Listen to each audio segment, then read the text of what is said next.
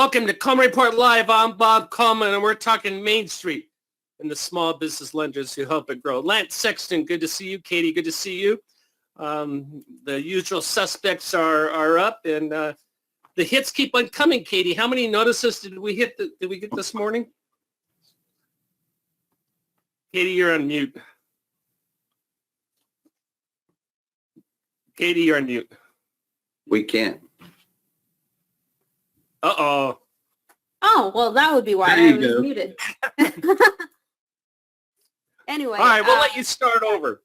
Only 4 this morning, but looking over the entire week, I think we received probably about 15 total. So that's a lot of news to try to cover, and I think we're going to try to summarize that all up for you so you know what's going on. It's called the Katie Roach Full Employment Act, Lance. Hey, end of the month already. We're as we said, we're rock and rolling. There's a certificate. We got a lot of news. Let's get into it. We thank you all for joining us. Number 1, lenders are required to file a IRS 1099 MISC form that regarding payments SBA made for Section 1112. That's a long way of saying, do you have to file a 1099? Well, and everybody's go ahead. I'm sorry, everybody's got it correct. Well, except for 10%. The Economic Aid Act kind of changed how these 1112 payments are handled.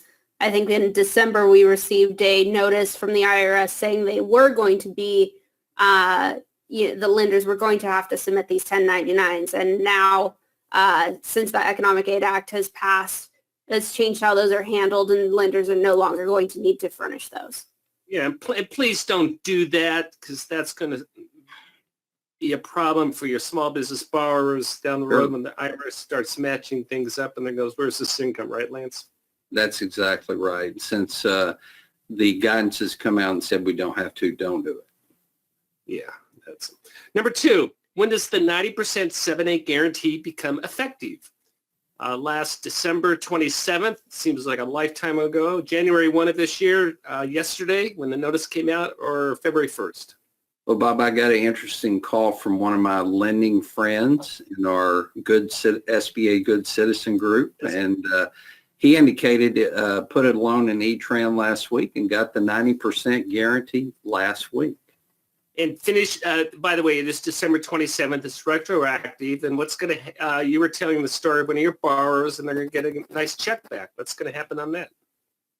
Well, I think that, first of all, the guarantee, the 90% guarantee and the waiver of the guarantee fees retroactive back to December 27th. Now, you cannot go in and withdraw a loan that was approved prior to December 27th and put it back in. You can't do that. Don't do that. But any applications after December 27th for a regular SBA 7(a) loan will have the 90% guarantee and will not have an SBA guarantee fee, nor will there be ongoing fees paid. Right. Which, the thing that's great about that, Bob, is that may allow a participant lender to get a little more competitive on their rate, because that's like a 0.5% interest rate bump for the SBA participant lender. And that servicing fee is only for loans sold to the secondary market, correct, Lance? No, that ongoing servicing fee, Bob, you pay that on every loan you have. Okay, I stand corrected. Katie, what's going on with 504? What are they doing for the 504 program as of December 27th? Don't we have another poll question? No, yeah, we do, but I was just asking you. 504, they're also waiving fees. And 504 is taken care of as well. Yeah. Okay. Number 3, since reopening, what percentage of your PPP loans are second draw? Bob, I'm going to take a guess that this number is in the 50 to 75%. That's what I was going to vote. I was going to say 50 to 75. Oh, you and I are way off. Yeah. That actually doesn't surprise me. About every lender I've spoken to has said that almost all of their loans this year have been the second draw. I think there's been a scattering of those first draw loans, but mostly second draw. Well, and I think there are a lot of participant lenders, Bob, who are only doing second draw loans. Right. But that's a pretty large number. All right, Katie. So what are we talking about? We did not have to do the 1099 on the 11-12 payments. Right. So this is part of the Tax Relief Act, which is, again, a little portion of the COVID relief package that was passed in December. It made it so that 11-12 payments were not considered gross income. And as a result, borrowers are going to be able to get deductions on their taxes, and lenders are no longer going to have to file those 1099s for 11-12 payments. Very good. And guidance came out on electronic signatures. Before I go to Katie again to tell us about that, Lance, what's your opinion about that? Do you want to, we can accept fax signatures. Do you accept those, or do you want to have a wet signature? I'm not talking DocuSign. DocuSign is legit in terms of acceptance. I either want an electronic signature or a wet signature, one or the other. Yeah, because once the horse is out of the barn, good luck getting all these. These signatures. Anyway, what is the guidance that we got, Katie? Yeah, so this is just an extension of guidance we've already had in place for a little while because of COVID-19. This extends the scanned signature option for 7A and 504 loans through April 30th, 2021. However, if you're using scanned signatures, the lender must obtain a copy of the individual's driver's license or some other valid form of ID, as well as a wet signature, and that wet signature needs to be within a 6-month period. And it's in the notice that if the lender fails to obtain the required original signature within 6 months of the date of the note for 7A loans, SBA may deny liability on the guarantees. So I'm sort of with you, Lance. Get the signatures. I understand there may be exceptions, but I certainly wouldn't do it unless I had a very, very excellent relationship with the borrower, and even then, I don't know if I'd do it. Well, I think in most cases, your participant lending institutions that work within a specific geographic area, they're getting wet signatures anyway. Those nationwide lenders probably use DocuSign and scan signatures probably more frequently than participant lenders who work within a specific area. And the extension's been extended also for microloans and other things. What's this Ushering Progress by Leveraging Innovation and Future Technology Act? What's that all about, Katie? Yeah, so this is a bill that was introduced, I believe, Wednesday by Ben Cardin and Maisie Hirano, which basically just creates SBA innovation centers. These centers would assist low-income small businesses, help with entrepreneurship and things like that. It's got a lot of support so far, but only 2 signatures right now, so it's still brand new. Yeah. I mean, I don't know about how you feel about that, Lance, but I guess the thing that's there is an existing outlet to provide this kind of service, the Small Business Development Center program. So I don't know that they need to establish new offices, and that quite often is something that happens during a time of economic hardship. They'll try to establish these new offices that are there for a year or two and go away. I think the best way to do this, and this is just a personal opinion, would be to leverage the small business development centers who, in fact, the one I spent time as director for now is called the Small Business Technology Development Center because they do have a federal technology grant. No, I'm for things like this that, as long as let's be prudent, let's not throw money at the problem, but let's offer solutions. Yes. That's we keep getting these stories, Katie. Another bank president got too chummy with someone. You wonder what the motivation was. So I guess the motivation for Mr. Casher is he got a $20,000 check from these guys. I guess he probably was involved in some other aspects of the fraud too, but that is the only part he officially pled guilty to. This is a kind of sad story. Larry Price Jr. is a coal executive who got a lot of people involved in fraud, and Stephen Philip Casher, who's the former market president at Rocky Mountain Bank, was one of those people who got involved in this. What was happening was he was making personal private loans to Larry Price Jr., sometimes hundreds of thousands of dollars. There was one that was $900,000, another that was, about $1 million. So in total, about $1.1 million that he was personally loaning this man. Well, he was getting investors into the back door and doing that. Yeah, all of this is above the book. Yeah. Let's be above board. Say we can do that, and then we can get the bank loan. Because now we have equity, but obviously there's stuff going on here that Lance, these rules are pretty simple to follow. Oh, yeah. And Katie, every time you do a Fraud Friday, it takes me back to my first job when I finished my MBA was with FDIC. And I spent time closing banks and figuring out what happened. And in almost every bank that I closed back then, of course, that was 30, 40 years ago, had some element that would have ended up on your Fraud Friday show. Yeah, it's absolutely insane. And, unfortunately, I think we need to have a whole story about Larry Price Jr. as well, because his story is just insane. He tried to fake his own kidnapping to get away, and it's fun too. But unfortunately, Casher's involvement ended up really ruining the bank's, the name, and also ended up causing the bank so much debt that they ended up having to not pay some of their employees bonuses that they were expecting. We'll dust this off of, I've given a couple fraud speeches, but one of the most common things is these are the smartest people in the room. They think they're smarter than everyone else. I think the big problem, Bob, is they never know when to cut ties and go.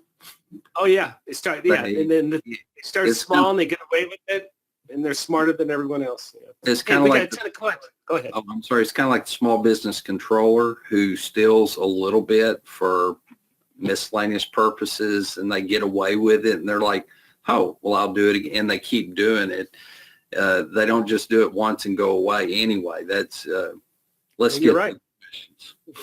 Jim wants to know, hey, I have a borrower who has an incorrect NAICS code. What do we do?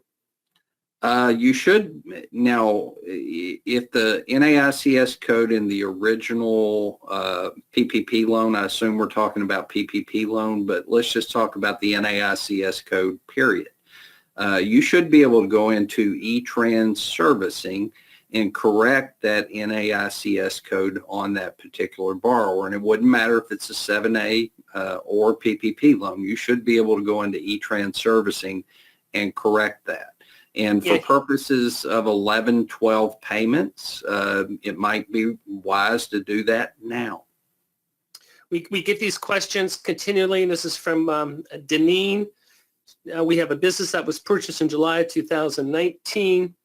The previous owner showed a decrease. We had second quarter receipts. The new owner now operated second quarter 2020. Can a business apply for a first and second draw loan at the same time? We've already answered no. You have to go disperse one or the other. Yeah. But is this a red flag situation where we're using second quarter 2019? Go ahead. Yeah, I don't think this is an issue, Bob. Okay. If the business is materially the same, you should be able to use that second quarter statement from 19 versus the second quarter for 20 in determining the 25% reduction. But when I see the follow-up question, Bob, it leads me to believe they've never gotten their first PPP loan, which means just do a first draw PPP loan and don't worry about the revenue reduction. It's not required on those.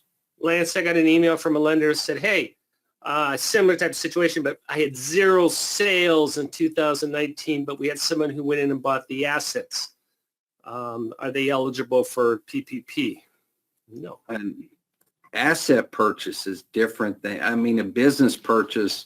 If there's a business acquisition and the business is materially the same, it's okay.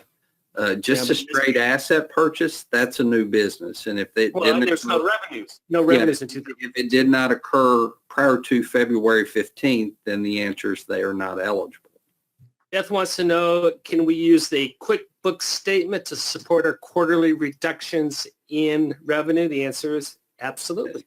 Yes, you can use QuickBooks, but just remember the borrower needs to sign each, well, they say sign and date the first page and initial the remaining pages. I think best practice is just get them to sign and date each page. Questions that just came in right now. For first round forgiveness with the new 3508S for loans under 150, does the 25% staff reduction stipulation still apply? And the answer is, well, on the 3508S, loans under 150, that's a great question. I need to dig into that because on the 3508EZ, you cannot use it if you have more than a 25% reduction in staff or payroll. That would lead me to believe that the 3508S may not be available for someone that has more than a 25% reduction. But I seem to remember the IFR kind of gave a waiver on that full-time equivalency requirement on loans under it's loans under 50 that have that waiver. So it depends on the loan size. Okay, depend. So under 50, fine. Over 50, you are subject to this. Is that? Yes. We'll clarify that. Katie, your homework for the weekend. Well, no, I think Lance pretty much has it. From what I understand, that's exactly what I've been reading. Yeah, under 50, there's a FTE waiver. Doesn't matter. And so the 3508S can be used on loans of 150 and under. Unless there's other guidance that tells me, Bob, if you're between 50 and 150 and you reduce staff by more than 25%, you're probably going to have to use the 3508. Charlie wants to know, when calculating revenue decline, do we have to include affiliates? You're just calculating the revenue decline on the applicant. Not the affiliates. No. Souza makes a comment. SBA loans and the loan guarantee process are coming back and automatically adjusted to 90%. It's good for SBA on that. Yes. Let's see, two more. Let's see, Sandy, if a borrower returned a portion of the first draw PPP funds before they used it, can we decrease the loan in E-Tran then ask for an increase of that? You actually can do, you could do an increase, yes. Or you could do a new PPP loan for the difference between what they actually took and what they qualified for. So the answer is yes. Yes. I'm sorry. You have two options there. Before I forget, I want to talk about 1098 real quick. So we'll do that to wrap it up. One thing, Bob, I would like to see, and Joe marked this down as a poll question, I'd love to find out if the new 90% guarantee will cause participant lenders to be more aggressive in their SBA lending. That's a great question. Again, we reported numbers yesterday with John Riosty that said SBA lending is down 7A is down 16% year to date. And there's a couple of reasons for that, but I think this will definitely. Well, I think it would make sense that banks got a little more active, a little more aggressive in SBA lending with the 90% guarantee. I have an old net recoverable value worksheet that I like to use, Bob. When you plug a 90% guarantee in, the loss on an SBA loan is the potential for loss if you have any collateral is very, very minimal. Yeah, it's very true. One more question that I do want to talk about 1098 real quick, Lance, but this is from Anita. She has a borrower who is operating as a sole prop with no employees, but she does have an employer identification number. Can she apply for PPP using her EIN and not her social security number? We told her she needed to use her social security number, but she wants to use her EIN. If she is a sole proprietor with the EIN, she can apply with the EIN, and you're going to use the Schedule C in determining the loan amount. You take the net profit from the Schedule C divided by 12, and depending on The industry she's in typically is going to be times 2.5. Yes, and dividing by 12 is important, Lance. We don't want to take payroll for the year and make that the loan, right? Yeah, one thing I want to make sure, there's some guidance on seasonal businesses, and you can pick a 12-week period as the payroll period for a seasonal business. But remember, it's not that 12-week period times 2.5 or 3.5. That 12-week period represents 3 months. So that number has to be divided by 3 before you multiply it times the 2.5 or 3.5. Boy, we're just very good. Finally, Lance, real quick, the notice came out of the 1098. It's clear as mud in my mind because it doesn't specifically state that the lender needs to complete the 1098, which is the mortgage interest statement, but we believe it does. Is that your understanding, Lance? Well, the lenders will do 1098s on loans to small businesses anyway. So I think it's a lender responsibility unless I'm corrected, Bob. Yeah, I think you're right. The guidance that came out today did reference that notice that came out from the IRS a few days ago and said there was more information in that notice. That notice from the IRS says that the waiver does not apply to 1098s. And like I said, financial institutions are doing 1098s on loan for businesses typically anyway. But it's interesting. I apologize for going over, but this is a very important point. It's interesting that the borrower now will not be getting a 1099 as income for the payments that were made by Treasury. However, they will be able to deduct the interest that was paid on their behalf. We're nodding on that. That's much like the PPP loan and the borrower being able to use it for expenses and still count those expenses as an expense on their tax return. It's the right thing to do. Just imagine a borrower who's struggling and those CARES Act payments kept them going, and then all of a sudden you sock them with a tax bill. Lance, talk real quickly about, we're going to do fascinating webinars. No one else is doing this.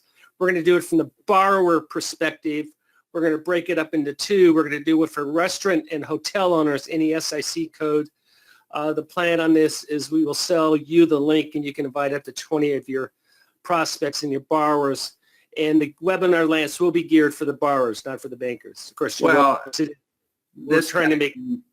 came out of a conversation Bob and I had about all the phone calls I've received from borrowers related to PPP loans and understanding PPP loans. So I think it's a great opportunity for you to provide a customer service to your restaurant and hotel owners and help them get a clear understanding of the PPP first draw and PPP second draw loans. And we decided to break it up because hotel and restaurants have different rules, both of dollar amounts and deferrals and whatever. And we'll follow a week later, Joseph, I don't know, we have that slide yet, on all other SIC codes. So we will be doing that. Hey, everyone. Oh, and Lance, you're going to do a borrower hold code. Basically, you're going to say, okay, this is the notice. This is how to fix it. And that's what we're going to take the hold codes and try to give you guidance on what to do when you get a hold code. And how to fix it. Hey, everyone, have a nice weekend. We thank you for joining us. Lance and Katie, as always, thank you. And thank you for supporting America's Main Street, one entrepreneur at a time. Have a great evening. Have a great weekend. Yeah.